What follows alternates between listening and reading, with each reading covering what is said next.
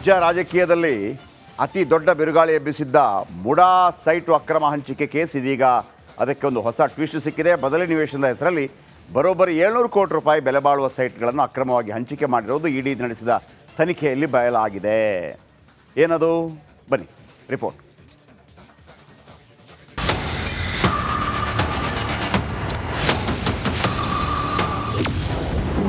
MUDA case, Republic Kannada mega impact. Site ಗೋಲ್ಮಾಲ್ ಮೂಲ ಪತ್ತೆ ಹಚ್ಚಿದ ಇಡಿ ಟೀಮ್. ರಿಪಬ್ಲಿಕ್ ಕನ್ನಡ ಒಂದು ವರದಿಯನ್ನ ಮಾಡಿದ್ರೆ ಅದು ಪರ್ಫೆಕ್ಟ್ ಅನ್ನೋದು ಮತ್ತೆ ದೃಢವಾಗಿದೆ. ಮೂಡಾ ವ್ಯಾಪ್ತಿಯಲ್ಲಿ ನಿವೇಶನ ಗೋಲ್ಮಾಲ್ ಬಗ್ಗೆ ನಿಮ್ಮ ರಿಪಬ್ಲಿಕ್ ಕನ್ನಡ ಸರಣಿ ವರದಿಯನ್ನ ಮಾಡಿತ್ತು. ಇದೀಗ ಲೋಕಾಯುಕ್ತಕ್ಕೆ ಇಡಿ ಅಧಿಕಾರಿಗಳು ಬರೆದ ಪತ್ರದಲ್ಲಿ ಮೂಡಾದ ಬ್ರಹ್ಮಾಂಡ ಭ್ರಷ್ಟಾಚಾರವೇ ಬಯಲಾಗಿದೆ. ಮೂಡಾ ಸೈಟ್ ಗೋಲ್ಮಾಲ್ ಬಗ್ಗೆ ಜಾರಿ ನಿರ್ದೇಶನಾಲಯ ಪಿಎಂಎಲ್ಎ ಕಾಯ್ದೆ ಸಮಗ್ರ ತನಿಖೆ ನಡೆಸಿತ್ತು. ಇದೀಗ ಜಾರಿ ನಿರ್ದೇಶನಾಲಯ ಲೋಕಾಯುಕ್ತಕ್ಕೆ ತನಿಖಾ ಮಾಹಿತಿ ಒಳಗೊಂಡ ಪತ್ರ ಬರೆದಿದೆ. ರಿಯಲ್ ಎಸ್ಟೇಟ್ ಉದ್ಯಮಿಗಳು, ಪ್ರಭಾವಿ ವ್ಯಕ್ತಿಗಳಿಗೆ ಸೈಟ್ ನೀಡಲಾಗಿದೆ. ಬೇನಾಮಿ ಹಾಗೂ ನಕಲಿ ವ್ಯಕ್ತಿಗಳ ಹೆಸರಲ್ಲಿ 1095 ಸೈಟ್ಗಳ ಹಂಚಿಕೆ ಮಾಡಿದ್ದು. ಈ ಪೈಕಿ 1095 ಸೈಟ್ಗಳ ಮೌಲ್ಯ ಬರೋಬ್ಬರಿ 700 ಕೋಟಿ ರೂಪಾಯಿ ಅಂತ ಇಡಿ ಉಲ್ಲೇಖಿಸಿದೆ.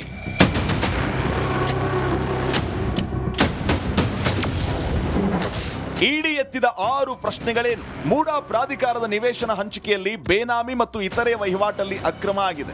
700 ಕೋಟಿಗೂ ಅಧಿಕ ಮೌಲ್ಯದ 1095 ಸೈಟ್ ಹಂಚಿಕೆಯಾಗಿದೆ. ಸಾಕಷ್ಟು ನಿವೇಶನ ಹಂಚಿಕೆಯಲ್ಲಿ ಪ್ರಭಾವ ಬಳಕೆ, ಸಹಿಗಳ ಫೋರ್ಜರಿ ಬಗ್ಗೆ ಸಾಕ್ಷ್ಯಾಧಾರ ಪತ್ತೆಯಾಗಿದೆ. ನಿವೇಶನ ಹಂಚಿಕೆಯಲ್ಲಿ ಸಿದ್ದರಾಮಯ್ಯ ಪಿಎ ದಿನೇಶ್ ಕುಮಾರ್ ಪ್ರಭಾವ ಮಾಡಿರುವ ಬಗ್ಗೆ ಸಾಕ್ಷ್ಯ ಸಿಕ್ಕಿದೆ. ಇನ್ನು ಇಡಿ ವಿಚಾರಣೆಯಲ್ಲಿ ಮಲ್ಲಿಕಾರ್ಜುನ ಸ್ವಾಮಿ, ದೇವರಾಜು ಸುಳ್ಳು ಹೇಳಿರುವ ಅನುಮಾನ ಇದೆ. ಇನ್ನು ಸಿಎಂ ಪತ್ನಿಗೆ 14 ನಿವೇಶನ ಹಂಚಿಕೆ ಮಾಡುವ ಬಗ್ಗೆ ಅಂದಿನ ಆಯುಕ್ತ ನಟೇಶ್ ಮೇಲೆ ರಾಜಕೀಯ ಒತ್ತಡ ಬಗ್ಗೆ ಇಡಿ ಉಲ್ಲೇಖ ಮಾಡಿದೆ. ಇಡಿ ಲೋಕಾಯುಕ್ತಗೆ ಪತ್ರ ಬರೆದಿದ್ದು ರಾಜಕೀಯ.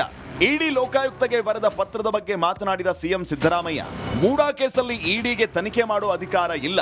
ಲೋಕ ತನಿಖೆ ಮಾಡುವಾಗ ಇಡಿ ಯಾಕೆ ಪತ್ರ ಬರೆದಿರೋದು? ಇದು ರಾಜಕೀಯ ಅಂದ್ರು. ತನಿಖೆ ಮಾಡಲಿಕ್ಕೆ ಅಧಿಕಾರನೇ ಇಲ್ಲ, ಅಧಿಕಾರ ಮಾಡ್ತಾ ಇದ್ದಾರೆ. ಯಾಕೆಂತಂದ್ರೆ ಗವರ್ನರ್ ಹೇಳಿರೋದೇನು, ತನಿಖೆ ಮಾಡಿ ಇದನ್ನು ಕೊಡಿ ಅಂತ, ಲೋಕಾಯುಕ್ತ ಪೊಲೀಸ್ನವ್ರು ಕೊಡಿ ಅಂತ. ಡಿಸ್ಟಿಕ್ ಕೋರ್ಟ್ನವ್ರು ಏನಂತ ಹೇಳಿರೋದು, ಡಿಸೆಂಬರ್ 24 ತನಿಖೆ ಮಾಡಿ ರಿಪೋರ್ಟ್ ಕೊಡಿ ಅಂತ ಹೇಳಿರೋದು.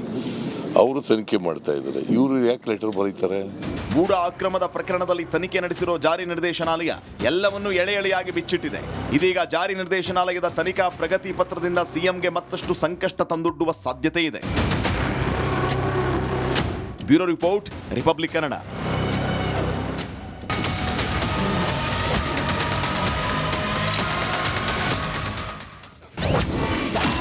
ಬೆಂಕಿ ಉಗುಳಿದ ಹುಲಿಯ 3 ಕ್ಷೇತ್ರದ ಬೈ ಎಲೆಕ್ಷನ್ನಲ್ಲಿ ಭಾರಿ ಗೆಲುವು.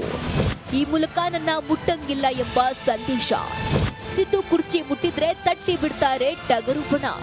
136 ಶಾಸಕರ ಪೈಕಿ 100ಕ್ಕೂ ಹೆಚ್ಚು ಶಾಸಕರ ಬಲ. ಅಹಿಂದ ನಾಯಕನಿಗಿದೆ ಅಪಾರ ಬೆಂಬಲಿಗರ ಶಕ್ತಿ. ಸ್ವಾಭಿಮಾನಿ ಸಮಾವೇಶ ಮೂಲಕ ಟಕ್ಕರ್ ಫಿಕ್ಸ್. ಸಂದೇಶ ಇಷ್ಟೇ, ನೋ 50-50, 5 ವರ್ಷ ನಾನೇ ಸಿಎಂ, ಯಾರು ಕಮಕ್ ಅನ್ನಂಗಿಲ್ಲ. ಏಕ್ ಮಾರ್ ದೋ ತುಗಡ. ನಾಳಿನ ಸಮಾವೇಶ ನಂತರ ಏನಾಗಬಹುದು? Wait and watch. News desk, republic Kannada. D K. Shivakumar ನಿನ್ನೆಯಷ್ಟೇ ಹೇಳಿದಂಥ ಒಂದು ಹೇಳಿಕೆ ಇಡೀ ದೇಶಾದ್ಯಂತ ಸಂಚಲನ ಸೃಷ್ಟಿ ಮಾಡಿದೆ. ಅಂದರೆ ಮಾತು ಕೊಟ್ಟಿದ್ದಾರೆ, ಇದರ ಬಗ್ಗೆ ಒಂದು ಮಾತುಕತೆಯಾಗಿದೆ, ಹಾಗಾಗಿ ನಾನು ಮುಖ್ಯಮಂತ್ರಿ ಆಗ್ತೀನಿ ಅನ್ನುವಂಥ ಹೇಳಿಕೆಯನ್ನು ಕೊಟ್ಟಿದ್ದರು. ಅದು ದೆಹಲಿ ಮಟ್ಟದಲ್ಲಿ ದೊಡ್ಡ ಸುದ್ದಿಯಾಗಿತ್ತು. ಹಲವಾರು ಊಹಾಪೋಹಗಳಿಗೂ ಕಾರಣವಾಯಿತು. 2.5 ವರ್ಷ ಮಾಡ್ತಾರಾ, 3 ವರ್ಷ 2 ವರ್ಷ ಮಾಡ್ತಾರಾ? ಕೆಲವರಿಗೆ ತಿಳಿದಿದೆ. ಅಂದರೆ ಯಾರಿಗೆ? ಕೆ.ಸಿ. ವೇಣುಗೋಪಾಲ್, ಸುರ್ಜೇವಾಲಾ, ಮಲ್ಲಿಕಾರ್ಜುನ್ ಖರ್ಗೆ, ಸೋನಿಯಾ ಗಾಂಧಿ, ಡಿ.ಕೆ. ಶಿವಕುಮಾರ್, ಸಿದ್ದರಾಮಯ್ಯ ಮತ್ತು ಪ್ರಿಯಾಂಕಾ ವಾದ್ರಾ ಇವರ ಅನ್ನುವಂಥದ್ದು. ಈ ಪ್ರಶ್ನೆಯನ್ನು ಇವತ್ತು ಸಿದ್ದರಾಮಯ್ಯನವರಿಗೆ ಕೇಳಲಾಯಿತು. ಸಿದ್ದರಾಮಯ್ಯ 2.5 ವರ್ಷ ಸಿ.ಎಂ, ಡಿ.ಕೆ.ಶಿ 2.5 ವರ್ಷ ಸಿ.ಎಂ, ಇದು ಆಡೋ ಮಕ್ಕಳ ಬಾಯಲ್ಲಿ ಮರವು ಮಾತಾಗ್ಬಿಟ್ಟಿತ್ತು. ಆದರೆ ಇದು ನಿಜಾನ? ಆ ಮಾತಿಗೆ ಟಗರು ಗುಟ್ರು ಹಾಕಿದ್ದು ಹೇಗೆ? ಬಂಡೆ ಒಡೆಯೋಕ್ಕೆ ಡೈನಮೈಟ್ ಬೇಡ, ಸಿದ್ದು ಅವರ ಈ ಒಂದು ಮಾತು ಸಾಕು. ಇದು ರಾಜಕೀಯ ವಲಯದಲ್ಲಿ ಚರ್ಚೆ ಆಗ್ತಾ ಇರುವಂಥದ್ದು. ರಾಜಕೀಯ ವಲಯದಲ್ಲಿ ಏನಾಗ್ತಾ ಇದೆ ಅದೆಲ್ಲ ಅಡ್ವರ್ಟೈಸ್ಮೆಂಟ್. ಓಕೆ, ಮಾಧ್ಯಮಗಳ ಮುಂದೆ ಮುಖ್ಯಮಂತ್ರಿಗಳಾಗಲಿ ಡಿ ಕೆ ಶಿವಕುಮಾರ್ ಆಗಲಿ ಹೇಳಿಕೆ ಕೊಡ್ತಾರಲ್ಲ, ಅದು ಅಡ್ವರ್ಟೈಸ್ಮೆಂಟ್. ನಿಜವಾದ ಫ್ರೂಟ್ ಇದೆಯಲ್ಲ, ಅದು ಏನು ಅಂತ ಆಮೇಲೆ ನಾನು ಹೇಳ್ತೀನಿ. ಈ ರಿಪೋರ್ಟ್ ನೋಡಿ ಮೊದಲು. ಯಾವ ಒಪ್ಪಂದನೂ ಆಗಿಲ್ಲ.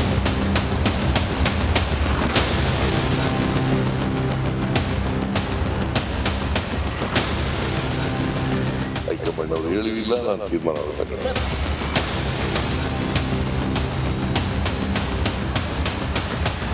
ಯಾವ ಒಪ್ಪಂದನೂ ಇಲ್ಲ. ಹೈಕಮಾಂಡ್ ಎಲ್ಲ ಹೈಕಮಾಂಡ್ ತೀರ್ಮಾನ ಮಾಡುತ್ತೆ. ಟಗರು ರಾಮಯ್ಯ ಕಡ್ಡಿ ಮುರಿದಂಗೆ ಹೇಳ್ಬಿಟ್ಟಿದ್ದಾರೆ. ಈ ಒಂದೇ ಒಂದು ಹೇಳಿಕೆ ಡಿ ಕೆ ಶಿವಕುಮಾರ್ ಮತ್ತು ಟೀಮ್ಗೆ ಬರ ಸಿಡಿಲು ಪಡೆದಂತಾಗಿದೆ. ಸಮಾವೇಶಕ್ಕೂ ಮುನ್ನ ಟಗರು ಟಾಂಟ್. ಡಿಕೆ ಸಿಎಂ ಕನಸಿಗೆ ಹುಲಿಯ ಅಡ್ಡಗಾಲು.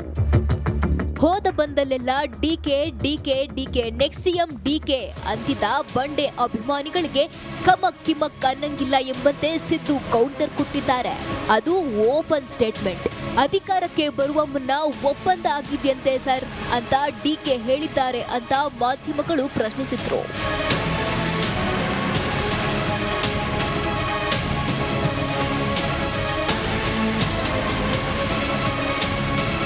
ಕೇಳಿದ್ರಲ್ಲ ವೀಕ್ಷಕರೇ, ಒಪ್ಪಂದ ಆಗಿದೆ ಅಂತ ಡಿಕೆ ಹೇಳಿದ್ರೆ ಇದಕ್ಕೆ ಸಿದ್ದರಾಮಯ್ಯ ಟಕ್ಕರ್ ಕೊಟ್ಟಿದ್ದಾರೆ. 5 ವರ್ಷ ನನ್ನ ಮುಟ್ಟಂಗಿಲ್ಲ ಅಂತ ಪರೋಕ್ಷವಾಗಿ ಹೇಳಿದ್ದಾರೆ. ನಾಳೆ ಹಾಸನದಲ್ಲಿ ಸ್ವಾಭಿಮಾನಿ ಸಮಾವೇಶ ಇದೆ. ಇದಕ್ಕೂ ಮುನ್ನ ಕುರ್ಚಿ ಬಿಡಲ್ಲ ಅಂತ ಡಿಕೆ ಬಡಕ್ಕೆ ಸ್ಪಷ್ಟ ಸಂದೇಶ ರವಾನಿಸಿದ್ದಾರೆ. ಸಿಎಂ ಹೇಳಿಕೆಗೆ ಡಿಸಿಎಂ ಡಿಕೆಶಿ ಸಿಎಂ ಮಾತೆ ಫೈನಲ್ ಅಂದ್ರು. ಅಧಿಕಾರಕ್ಕೆ ಬರೋಕೆ ಮುಂಚೆ ನಮ್ಮ ನಡುವೆ ಒಂದು ಒಪ್ಪಂದ ಆಗಿದೆ ಅಂತ ಡಿ ಕೆ ಶಿವಕುಮಾರ್ ಹೇಳಿದ್ದಾರೆ ಸರ್. ನೋಡಪ್ಪ, ಯಾವ ಒಪ್ಪಂದನೂ ಆಗಿಲ್ಲ. ಹೈಕಮಾಂಡು ಏನ್ ತೀರ್ಮಾನ ಮಾಡ್ತದೆ ಅದಂತ ನಡ್ಕೊಳ್ಳೋದು. ನಾವು ಯಾರು ಹೇಳ್ತಾರೆ ಅಂತಕ್ಕಂಥದ್ದು ಮುಖ್ಯ ಅಲ್ಲ. ಅಂತಿಮವಾಗಿ ಹೈಕಮಾಂಡ್ನವರು ನನಗೆ ಹೇಳಿ ಸೂಚಿಸಬೇಕು, ನಾನು ಅದನ್ನ ತೀರ್ಮಾನ ತಗೋಬೇಕು. ಹೈಕಮಾಂಡ್ ಅವ್ರು ಹೇಳಿಲ್ಲ, ನಾನು ತೀರ್ಮಾನ ತಗೊಳ್ಳಲ್ಲ. ಒಪ್ಪಂದ ಏನಿಲ್ಲ, ಹೈಕಮಾಂಡ್ ಹೇಗೆ ಹೇಳುತ್ತೋ ಹಾಗೆ ನಡ್ಕೋತೀವಿ. ಆಯ್ತು, ನಮ್ಮ ಚೀಫ್ ಮಿನಿಸ್ಟರ್ ಹೇಳಿದ್ಮೇಲೆ ಅವ್ರು ಹೇಳಿದ್ದೆ ಫೈನಲ್ಲು. ನಮ್ಮ ಸಿ ಎಮ್ ಹೇಳಿದ್ಮೇಲೆ ಏನು ತಕರಲ್ಲೇ ಇಲ್ಲ. ನಿಮ್ಮ ಸೆಮಿಫೈನಲ್ ಒಂದಿತ್ತು, ಈಗ ಫೈನಲ್ ಆಗುತ್ತೆ. ಈಗ ಅವ್ರೇನು ಹೇಳ್ತಾರೆ ನಾವು ಫೈನಲ್ಲು, ಸಿ ಎಮ್ ಏನು ಹೇಳ್ತಾರೆ ಅದು ಫೈನಲ್ಲು. ಬೇರೆ ಏನು ತಕರಾರಿಲ್ಲ ತಮ್ಮದು? ತಕರಲಿಲ್ಲ. ನಾನು ಯಾವತ್ತೂ I am always loyal to the chair, I am loyal to the party. ಈಗ ಸಿ ಎಮ್ ಹೇಳಿದಾರಲ್ಲ, no question, no discussion, no debate. CM ಇಷ್ಟು ಧೈರ್ಯವಾಗಿ ಕುಲ್ಲ ಹೇಳಿಕೆ ಕೊಡೋಕೆ ಕಾರಣ ಇಷ್ಟೇ. ಬೆಂಕಿ ಉಗುಳಿದ ಹುಲಿಯ 3 ಕ್ಷೇತ್ರದ ಬೈ ಎಲೆಕ್ಷನ್ನಲ್ಲಿ ಭಾರಿ ಗೆಲುವು. ಈ ಮೂಲಕ ನನ್ನ ಮುಟ್ಟಂಗಿಲ್ಲ ಎಂಬ ಸಂದೇಶ. ಸಿದ್ದು ಕುರ್ಚಿ ಮುಟ್ಟಿದ್ರೆ ತಟ್ಟಿ ಬಿಡ್ತಾರೆ ಟಗರು ಬಣ. 136 ಶಾಸಕರ ಪೈಕಿ 100ಕ್ಕೂ ಹೆಚ್ಚು ಶಾಸಕರ ಬಲ. ಅಹಿಂದ ನಾಯಕನಿಗಿದೆ ಅಪಾರ ಬೆಂಬಲಿಗರ ಶಕ್ತಿ. ಸ್ವಾಭಿಮಾನಿ ಸಮಾವೇಶ ಮೂಲಕ ಟಕ್ಕರ್ fix.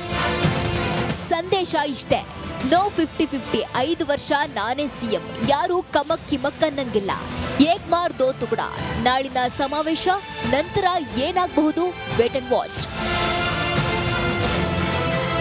News desk, republic Kannada.